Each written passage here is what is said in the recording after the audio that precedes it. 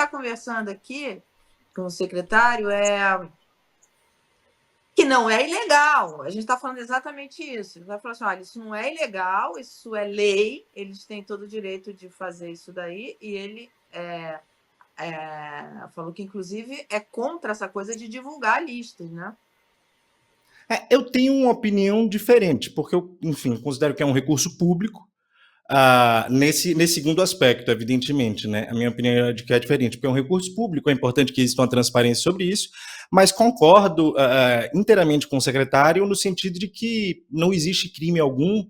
Pelo contrário, o Estado pode conceder benefícios diversos a todos os cidadãos que, enfim, inclusive fazem parte daquele Estado, né? Constituem aquela comunidade. Agora, se cada benefício para um membro da comunidade é adequado ou não, isso é uma coisa que tem que ser discutida. Então, acho inteiramente natural que benefícios fiscais existam. Agora, o que a gente tem que discutir é qual interesse público está sendo atendido por aquele benefício e o que é que o público está tendo em retorno. Até porque o público pode dar um benefício a alguém, desde que tenha algo em retorno, né? Parece bastante evidente isso. Permite, então, fazer um link com o que eu falava antes. Eu dizia o seguinte: o problema é que a divulgação dessas listas, na leitura do homem comum, é uma lista de pessoas que estão cometendo crime. O que não é. Sabe? Ou seja, tem um efeito intimidatório e expõe reputação, pode produzir um dano reputacional melhor, sobre essas empresas, e é um tratamento vexatório proibido pela lei. Então, por isso que eu discordo. Se quer fazer mudança, faça mudança, ora. Porque o incentivo fiscal não nasce por geração espontânea. Decorre da lei. Enxergue como crime, na medida em que o cidadão comum, em geral, tem, às vezes, uma PJ que recebe o Simples, por exemplo, o MEI. Ele recebe também incentivos fiscais, incentivos tributários. Então, acho que a população consegue entender. E, assim, salários altos no setor público também tem muita gente que lê como crime, porque também existe uma análise de que pode haver uma coisa errada ali por trás. Mas, apesar disso, a gente divulga amplamente. Então, eu vejo muito nesse sentido, mas respeito bastante a sua opinião e entendo sua opinião. Salários mas acho que o público tem maturidade. Não, eu não acredito. Acho que uma leitura desse tipo, ela produz assim, a empresa tal está recebendo benefício fiscal. Na leitura, de 99% das pessoas que eu conheço, é como se fosse um crime. E esse benefício fiscal decorre de uma lei. Quer dizer, se não quer fazer isso, extinga a lei. Quer dizer, não nasceu por geração espontânea, não veio de outro planeta, não. Talvez seja uma oportunidade de explicar para as pessoas, né? Que não é um crime. Quando é que vale a pena ter o incentivo fiscal? Você estava falando que na sua gestão foram pouquíssimos os incentivos. Quando é que vale a pena? Quer dizer, e o que colocar para que esses incentivos não sejam dados dessa forma, como está sendo dado? Porque o que passa, para mim, no caso, é que não está tendo muito critério para dar incentivo fiscal. Primeiramente, dizer o seguinte, repito, incentivo fiscal é uma palavra que não está definida o que é. Você não tem clareza quanto a diferença entre incentivo, renúncia, gasto tributário, isenção, quer dizer, nada disso tem clareza no país. Quer dizer, então é aquilo que as pessoas dizem que é. Mas se é ou não é, não existe definição do que é isso. Eu fiz um esforço uma vez, integrando uma comissão no Senado Federal de revisão do Pacto Federativo, foi presidida pelo Nelson Jobim, e eu fui o relator, na qual estavam presentes o Luiz Roberto Barroso, o Elis Gandra, o Paulo de Barros Carvalho e tantos outros, para definir esses conceitos. Mas foi engavetado no Senado,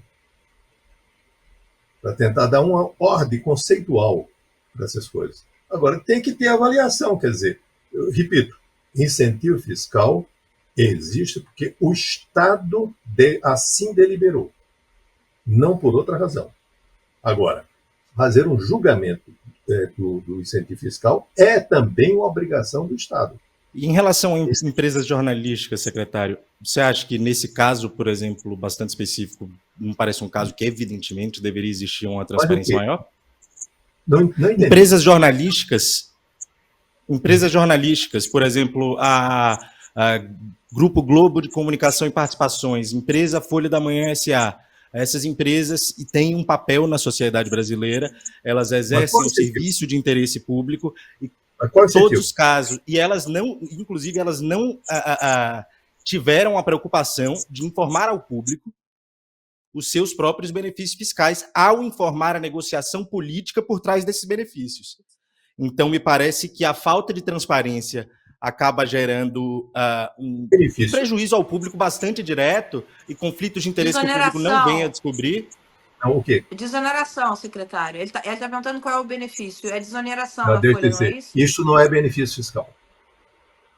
Eu vou explicar porque não é quê? Mudança de base de cálculo. Isso é um benefício de origem fiscal. Se você quiser falar que não é um benefício fiscal, é um benefício e é fiscal. Não é benefício porque é mera mudança de base de cálculo. O que uma base de cálculo. Mas como é que se qualifica isso, secretário? Bom, isso é uma mudança de base de cálculo. Por exemplo, eu vou dar exemplos. Você tem, por exemplo, lucro presumido, tem uma base de cálculo presumida. O lucro real tem uma base de cálculo contábil. A existência disso, eu não estou defendendo a medida, não. Eu quero deixar bem claro. Eu só quero dizer o seguinte: tem uma base de cálculo que é folha de salário. Por que a base de cálculo é folha opcional? Como? Não é opcional. A base de cálculo é opcional, sim. As empresas elas escolhem o que paga menos. Elas escolhem o método que leva a se pagar menos, então elas têm o direito de escolher. Folha de salário, no caso da desoneração, eu tenho convicção, secretário. Inclusive, houve um processo bastante extenso que, em relação a algumas empresas que estavam passando a pagar mais com a nova base de cálculo, as empresas protestaram e ficou estabelecido, inclusive pelo judiciário, que existia a possibilidade de opção por parte das empresas. Então, pode optar por uma base de cálculo ou outra, é um benefício. Eu estou dizendo o seguinte, que existe, naquele momento, uma base de cálculo da contribuição previdenciária patronal, está no artigo 165 da Constituição, dizendo que é a folha de salário. Agora, uma lei diz, olha, em lugar da folha de salário pode ser o faturamento. Isso sempre existiu. Por exemplo, em relação à agricultura. Isso não constitui nenhuma novidade. Quer dizer, em relação, portanto, à agricultura, existia isso. Veja bem, eu não estou defendendo isso, não. Eu quero deixar bem claro. Só estou dizendo que isso não pode ser qualificado como benefício fiscal, não. Benefício fiscal é se eu tivesse o seguinte: eu tenho empresas na mesma situação que têm um tipo de pagamento e outros não têm. E eu fiz agora uma discriminação. E como é que a gente resolve isso na questão da arrecadação, secretário? Porque isso daí, essa questão da desoneração, ela mostra ali, pela lista que a gente viu, ela mostra que tem um impacto grande na arrecadação. E a discussão existe um problema fiscal hoje no país e o governo não pode, então, quero dizer o seguinte, ir atrás dessa... Vamos começar assim. Folha de salário é um tipo de base de cálculo tendente a morrer. É moribunda como saída. Por que razão? Porque como foi a folha de salário foi um tipo de base de cálculo concebida para financiar a previdência social.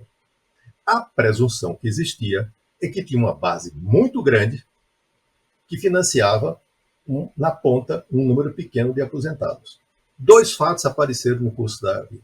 Primeiro, reduziu a natalidade, aumentou a expectativa de vida e houve a revolução tecnológica. Essa base se estreitou tremendamente. Tem que pensar numa outra forma de financiamento, não essa. Essa é moribunda. Só mais tempo, menos tempo, desaparece. Qual seria? Essa é uma matéria de boa discussão sobre a qual não existe algum tipo de convergência mínima sobre esse assunto. Mas isso é moribundo. Agora, portanto, quando vou dar um outro exemplo. Se a base de cálculo é a folha de salário, ela não consegue ser desonerada na atividade de exportação. Se for faturamento, consegue. Portanto, não é uma matéria simples, porque é uma matéria complexa, não há definição quanto a esses conceitos. Eu os conheço razoavelmente bem, há 50 anos, posso dizer, para dizer que isto não é uma matéria simples. E no Brasil não há definição precisa do que venham a ser essas coisas. Então, a mudança de base de cálculo. Bom, secretário, Sim. Eu tinha puxado o assunto da desoneração muito porque você tinha feito um ponto em relação à transparência e eu mencionei concretamente que no caso dessa política pública específica, se não quiser chamar de benefício fiscal, nessa política pública específica, a gente tem órgãos de imprensa de primeira importância como beneficiários, esses órgãos fazem jornalismo, esses órgãos não se mostraram, inclusive, dispostos a informar os próprios benefícios fiscais ao prestar um serviço de interesse público, que é o jornalismo, portanto, violando os próprios princípios éticos do jornalismo. Então, pelo menos nesse caso específico, a transparência me parece não só mais do que adequada, mas principalmente urgente. Existe um outro ponto aqui que a gente pode discutir, que é, em geral, sobre esse tipo de benefício. Mas eu citei muito a desoneração por conta desse ponto específico, em que me parece absolutamente claro em que a transparência é fundamental. E, aliás, não só com relação ao jornalismo, mas diversos setores da comunicação, até influencers, etc., que o público tem direito de saber se eles têm interesse em algum tipo de política pública ou não. Mas deixa eu dizer, não está na lei? A lei está na lei.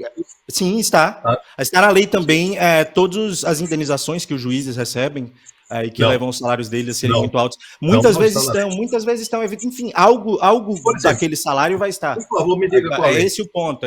Tem muita coisa que está na lei que está errada. E que não deveria ser assim. A desoneração da folha de pagamento não deu resultado. Eu não estou dizendo que o fato de estar na lei permite dizer que está certo ou que está errado. Só estou dizendo o seguinte, que está na lei, se diz que se o setor de comunicação pode ter essa base de cálculo, você sabe que todos estão. Mas eu acredito, secretário, que ficar sempre repetindo esse ponto de que benefício fiscal não é crime é, de certa forma, tratar o público com um certo... e aí eu falo com todo respeito ao senhor, com um certo desdém. O público consegue entender, assim, a gente consegue avançar e olhar isso sob uma perspectiva crítica sem chamar de criminoso quem recebe benefício fiscal. Você pode me dizer qual é o artigo da Constituição do Código Penal que confere isso como crime?